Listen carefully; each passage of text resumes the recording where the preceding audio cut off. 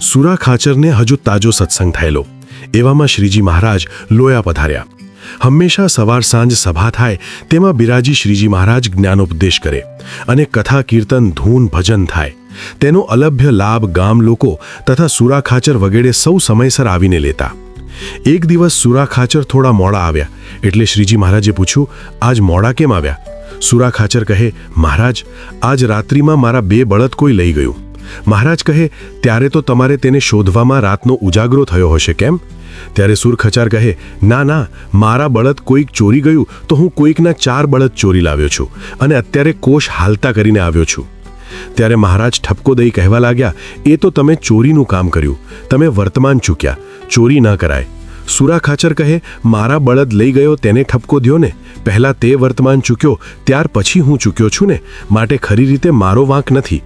ત્યારે મહારાજ કહે, બીજા સત્સંગી નથી થયા તેથી તેણે ચોરી કરી. તમે અમારા શિષ્ય થયા છો માટે અમે આપેલા ધર્મના નિયમો તમારે બરાબર પાળવા જોઈએ. હિંસા ન કરવી, માંસ ન ખાવું, દારૂ ન પીવો, ચોરી ન કરવી, વટલવું નહીં અને વટલાવવું નહીં, આ 5 મુખ્ય નિયમો. તથા કોઈ દેવની નિંદા ન કરવી, કોઈના ઉપર જૂઠું કલંક ન મૂકવું, વ્યભિચાર ન કરવો, આત્મઘાત ન કરવો, વિમુખના મુખથી ભગવાનની કથા વાર્તા ન સાંભળવી અને વિધવા સ્ત્રીનો સ્પર્શ ન કરવો. આ 11 નિયમો વ્રતો દરેક સત્સંગીએ જીવનભર માથા સાટે પાળવા જોઈએ. જે નિયમો લેવા તેને માટે મરી મટવું એ સજ્જન મનુષ્યનું મુખ્ય ચિહ્ન છે.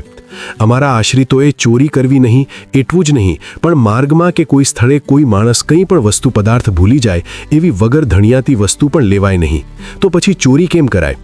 આ રીતે શ્રીજી મહારાજે દરેક નિયમોનું મહત્વ અને ધર્મનું તત્વ સુરા ખાચરને વિસ્તારથી સમજાવ્યું. ત્યાર પછી તેઓ અત્યંત નિર્માણીપણે પ્રત્યેક નિયમ ખૂબ ખંતથી બરાબર પાળવા લાગ્યા અને એકાંતિક ભક્ત બન્યા.